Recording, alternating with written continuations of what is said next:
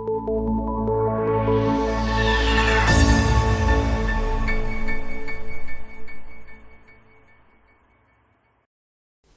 name is Wynand Stapelberg, and today we spend a bit of time with Gerhard Papenfus, the CEO of NEASA.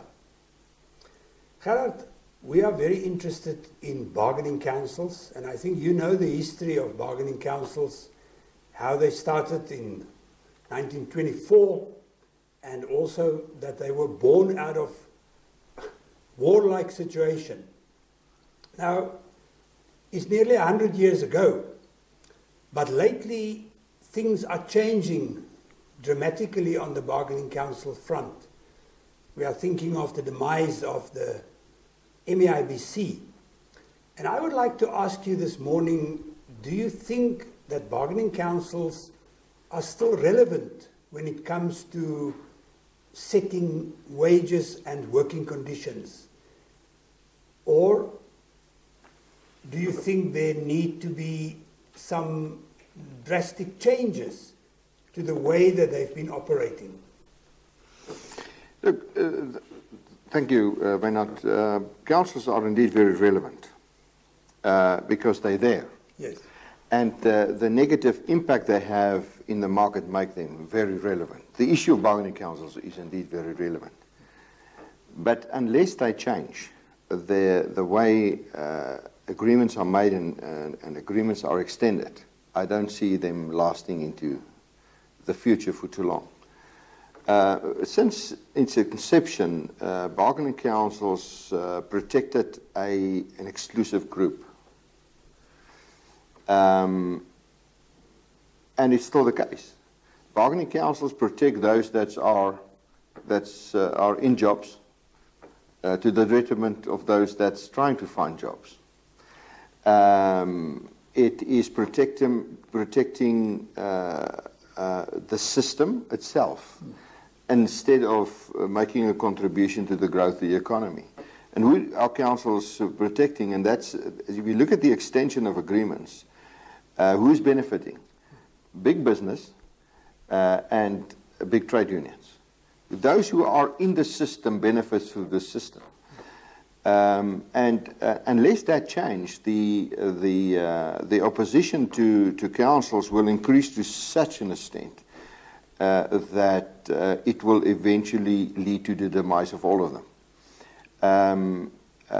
Unfortunately, in some cases, there are councils that, if you look at the clothing industry, there are councils that exist there. There's a council that exists there. And the reason it exists that the industry has become so small because of Chinese imports, everything was driven out. All business was driven out of the industry. Those councils can't actually be challenged anymore. If you look at the metal industry, where this industry is now on its knees, it has happened because business in the industry was organized, business opposing the system, and they can no longer extend agreements. So how do you change that? Just by doing one thing. If you grant the right to vote and link to that the value of the vote for an extension to the position where a business counts for a vote in a pure democratic system, it will cause this council, all councils, to survive. But the rules of the games will change completely. What is happening here now is that a couple of big businesses employing a large number of employees can enforce their agreements on small businesses whose votes are marginalized. And the whole system simply doesn't make sense. How can you have a situation where businesses which are situated in the economic hubs of South Africa make decisions and then extend that extension to small businesses in rural areas, where the rules of the games changes or is completely different? I mean, if you're operating in Durban, you are close to the ports. Yes. A guy sitting in Newcastle is sitting a few hundred kilometers from the ports. If you have, if you're situated in the economic hub in Johannesburg, you trade with the world market close to you. But a guy sitting in Kakamas must take everything from here by road. It makes it exponentially more expensive. But then there's a big thing here, another thing which is huge. The cost of labor in relation to turnover. In the case of a big business, it might be between 1% and 5%. In the case of a small business, it might be as high as 60%. Now, that means if you give a company a 10% increase, for the big business, it is absolutely, it's not even worth noting. Yes. Whilst in the case of a small business, it has a substantial impact. Yes. So the small business is prejudiced in every sense. And, you know, the fact that apparently government don't see it, don't understand it. But I think what's happening here is that government is protecting interests of big trade unions and business, because the moment you have a one business, one vote dispensation, council or the extension of agreements will simply fall away unless it is agreements that's all round acceptable. Yes.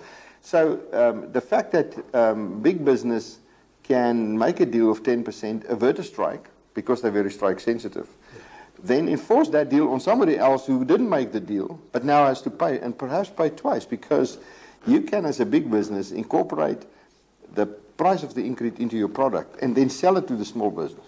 So he's paying twice, and you don't pay at all. Sure. Yeah. Okay. Just for a moment, you've mentioned now the demise of the MA IBC. What is the implication of the court order or the court judgment that basically said the extension of the MA IBC agreements up to 2011 is actually null and void? Yeah. What does it mean? You know, I'm aware of small businesses now being taken to the CCMA because the MA IBC do not handle these cases any longer. What is your advice to a small business in the MA IBC where the extension is no longer valid? I think what's happening is that the MA IBC is exploiting ignorance in some cases. You know, the MA IBC has built a picture of themselves over many years. You know, they are the tormentors of the industry. And business, when these inspectors arrive at the business premises of business, you know, they strike the fear into the hearts of these business people. Yes. And if you're ignorant, you will fall for their tricks. The point is, business need to, you know, join organizations that can protect them. Yes. In fact, if you have an inspector arriving at your premises and you tell them, for instance, you're a member of NEASA, they will turn around and walk away. I mean, it's the end of the road of that thing. The point is, since 2011, we've succeeded in setting aside all agreements. The current agreement between CIFSA and NUMSA, which was entered into July of 2017, only applied to the signatories of that agreement. Yes. And that means 12% of the industry. Only 12%. 88% of the industry is excluded from that industry. And and I'm talking about NUMSA and CIFSA, has as yet not even tried to extend that agreement. And I mean, we're now on the 22nd of January 2018. They haven't tried to extend it. Because we've told them, if you try, we stop it. Yes. You do not have the support of the industry. And what's happened in the metal industry, NEASA has become so strong. And this is not a discussion about NEASA, but the reality is NEASA has become so strong, and the authors of this act has never thought that small business can organize themselves to their extent. Yes. Because what you need in the dispensation as it is, you only need a couple of big businesses to keep this thing alive. So for small business, let me explain this. If you have a situation where you count only the number of employees, then one business employing 2,000 employees as a vote. Yeah. Well, but these vote count, you count the 2,000 employees. If I organize small businesses which each employ 25 employees, now if you what is 2,000 divided by 25 is 800. Yeah. Is that correct? Yes. Yeah. Sounds right. Yeah, 800 times, no, 80, no, sorry, 80, sorry. I was very worried when I had to start my calculations here, but 80. I have to, in order to counter the decision of one big business, You have to organize 80. I have to organize 80 small businesses. Yeah. So of course it's much more difficult. Yeah. It's like herding cats. It's an entrepreneur is quite a difficult thing to organize because an entrepreneur is an individualistic type of person. I mean, he must work hard to convince one small business to do something, because that's the individualistic nature of business. That's why it's working. It works. But where one business and big business understand it. I mean, they can have an arrangement which they can afford. They incorporate the price of the increase into the product, pass it on to the downstream industry. That's very attractive for them to do this. Yes. But to go and explain it to 80 small businesses. So that's hard work, but we've achieved that. Yes. We've achieved that in the metal engineering industry, and I mean, we're growing all over. So they've never thought that this was possible. They thought, whoever that may be, thought that they've created a creature that can survive all of these attacks. Yes. That's no longer the case. That's no longer the case. But that's how bad it is. So the fact is, there is no agreement. You don't have to comply. Does it mean that we say abuse workers? That is not what we say.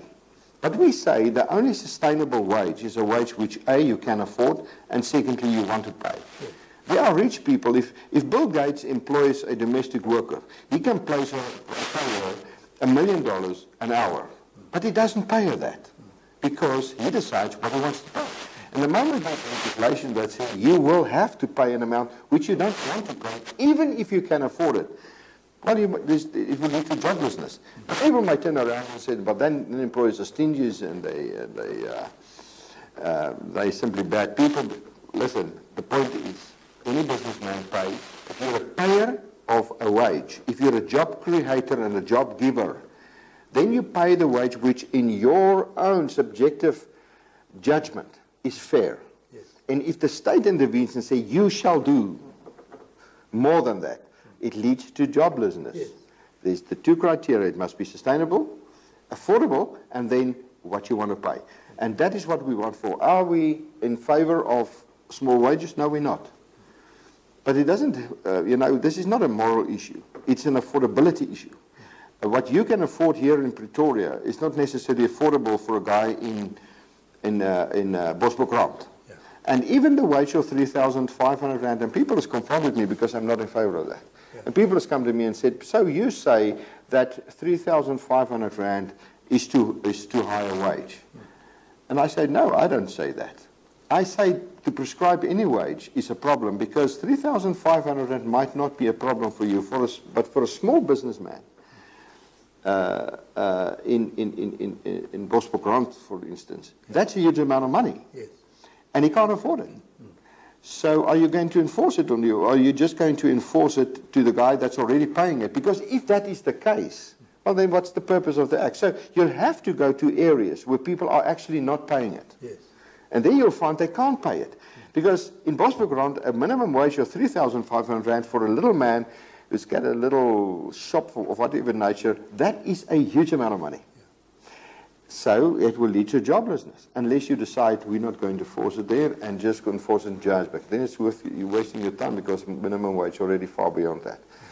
So, and what's happening in the steel industry, where wages are indeed very high. In fact, in the steel industry, the minimum wage for an entry-level person, for entry-level employees with no skill, no education, is in the cost to company in the region of 10,000 rand a month. Now that's very, very high. Yes. Now what's the result of that? The industry is not growing in terms of jobs. It is.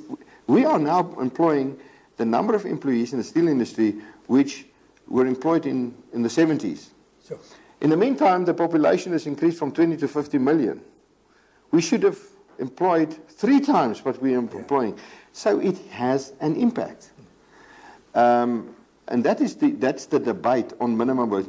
It's not about exploiting workers. A good businessman will always pay as best as he can because you attract the best people. Yeah. And then it becomes a moral issue. Say, I can't afford, therefore I want to do it. But there's no moral debate involved where you simply cannot afford it. Yes. Right. We want to turn to the road freight industry for a moment. Yeah. It's an industry that I think is well organized. Yeah. I think if you look at the track record, very few strikes, labor fairly stable. What, if I can call it advice, can you give to that industry to avoid perhaps falling into the same pitfall that happened in the metal bargaining councils industry? Well, just for starters, there is a huge advantage. You're talking with the lowest level of the wage there. On the higher level, it changes somewhat. You're talking about drivers of very expensive trucks and so on. But you're talking about low level of the wage. You'll notice that the entry level wage currently being paid in that is almost half what it is in, for instance. So there is an advantage, and it's sensible. It's a much more sensible council, and I think we are on that council, and we know the leadership of organization that's competing with us. And the relationship is very good, and I think it's just overall a much more sensible organization. But you have to keep an eye, and so that what's happened in steel never happens here. So you need to be involved. You need to be involved, and I can advise any employer, be involved in the affairs of your council. Because what we do is to carry a mandate of employers into that council, and that's why we keep a check on what's happening there. But what's happening in steel, the thing, we inherited a situation completely out of control. So it took a huge amount of effort and money to stop that and turn it around. Well, it's not turned around yet, but at least it's stopped. Yes. They can't go on with this. But in road freight, I mean, there's always demands of unions. They always demand as high as they can. They fight for the highest possible wage for their workers, and it is for employers to say what is right, what is sustainable, what is affordable, what is good for the industry. Because you must attract, and it's a responsibility of each and every industry to open the door, open the way for newcomers into the industry. Yeah. We can't have a situation where the dispensation in terms of costs are so high that we can't have new entries. And all you have is big monopolistic institutions running the show and just expanding their business. You need room for new people. Yes. New venture, new entrepreneurs, and if your costs are high, you lose that. And eventually that will bite you, because we do not want, I represent business, and I love all business, and I love big business. But what I do not like of business is monopolistic tendencies of some business. Yes. If you have a supermarket in a big center, they're there for free, whilst the small guys are actually paying for them to be there. I said, but that's a monopolistic situation now. So what do you do to stop it? Well, you can't actually stop that. But I'm not in favor of it. I mean, I'm not going to have a campaign to stop kick Pick and Pay out of shopping centers. That's not what I'm going to do. But I say that's a monopolistic tendency. Now, anyone, if you become big, if you're the bully in the school, you're there, and people need to treat you and deal with you. And you need to find a way, because he's there. Yeah. Now, there are big business with monopolistic tendencies.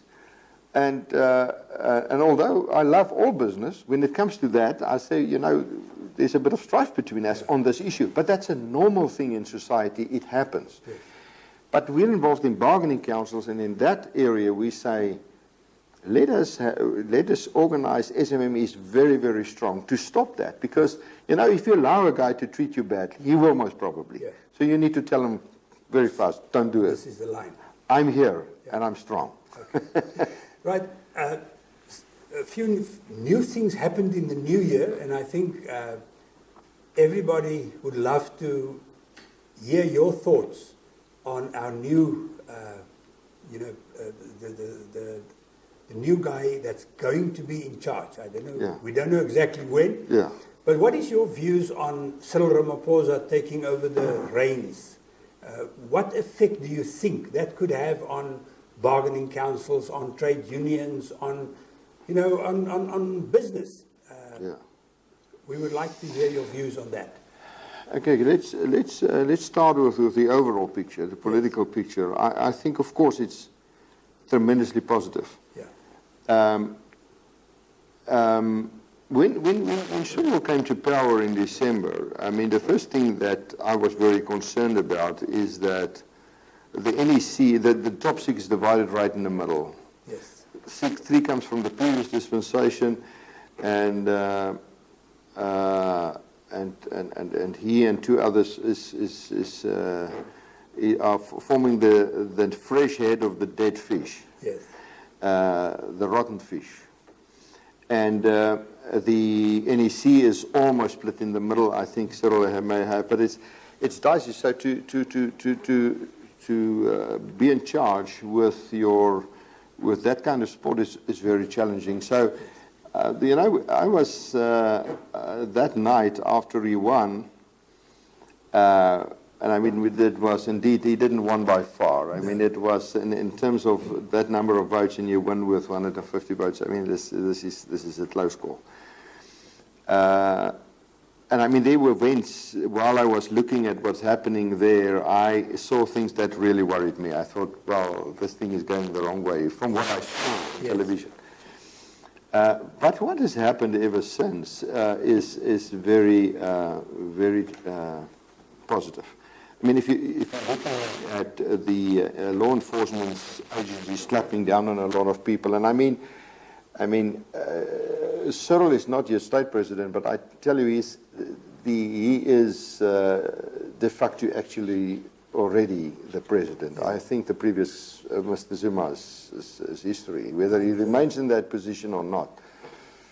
And I think everybody understands that's not so simple just to kick him out. But I mean, if you look at how the law enforcement agencies start clamping down, I mean, that would not have been the case with Mr. Zuma there. That's we're talking about in a month's time. It's very quickly. Yeah. Richard Mluli, we sat in that position for 7 years, 6 years. Is gone. Whatever the terms, but he was there. He was kept there for a reason. Yeah. He was kept suspended. He was kept in the picture. He's now out.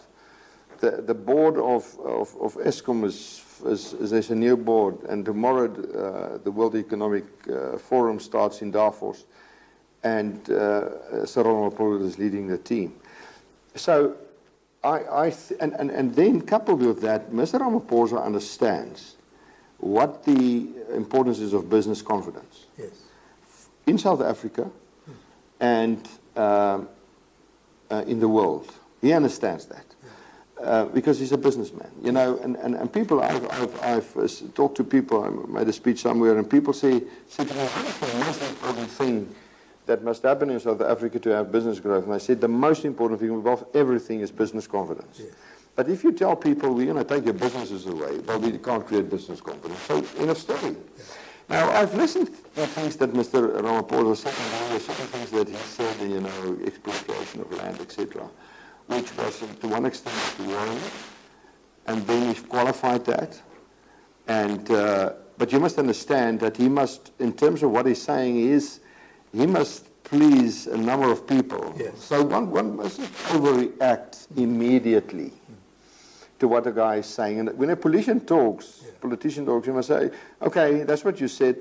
We understand one day what you actually meant by it. So give him that opportunity. Mr. Zuma showed us what he said and what he meant. Yeah. So we understood that, and that was a disaster. So I think in terms of business confidence, He understands the importance of that. Even when he talked about expropriation of land, etc., he said mustn't harm the economy, and that says a lot. Yeah. So if you want to expropriate land which is unproductive, I might even say, well, then you expropriate. So what's the purpose of it anyway?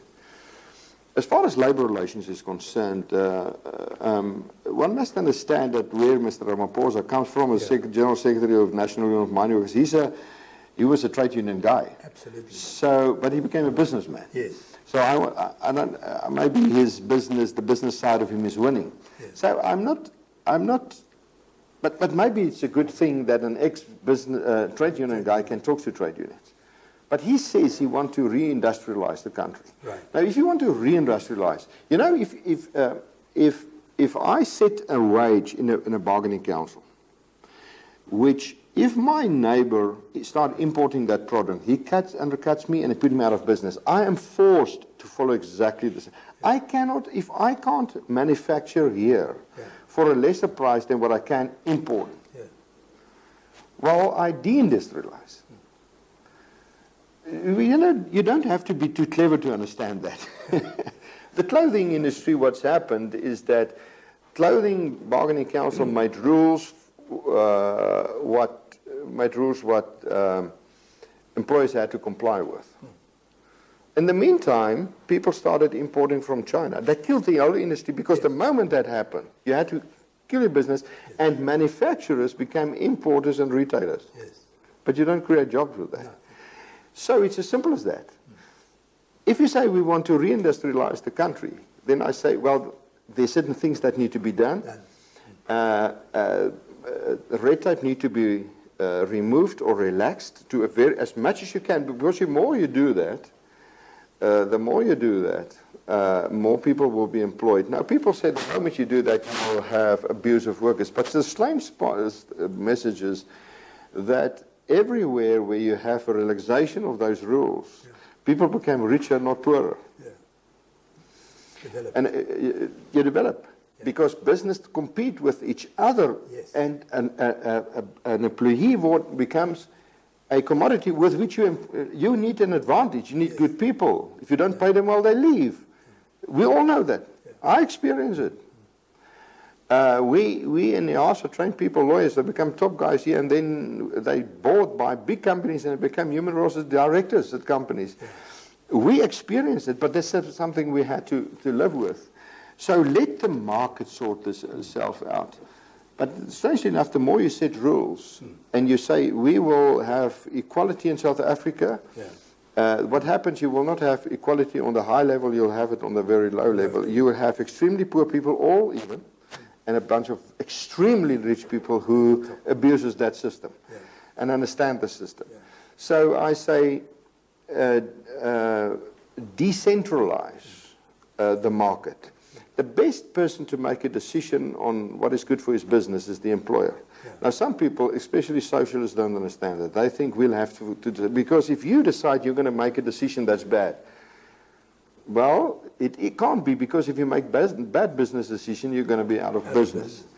So you might make, but you learn. If a person says, we don't want any rules, because we want to pay our employees as low as possible, I say, well, if you can sustain a business within that model, good for you. But it won't be the case. You will attract. So if you're a good businessman, you try to do the best, pay the best wages. And we leave it up for the businessman to make that decision. And so Mr. Ramaphosa says, as far as labor relations, we want to reindustrialize South Africa. And when he says that, I hope and I believe that he understands what it will require. And so I'm positive. I'm positive, and I mean, I will send out a communique to our members maybe today, maybe tomorrow, in which I say, let's give him all the support again, and let's make business work to strengthen his hand. He wants to stand back. He wants to come back to South Africa in 4 years' time, in 2 years' time, and then another 4 years' time to say, this is what we've done. We are growing. Unless we do that, we're heading for a disaster. Thank you very much.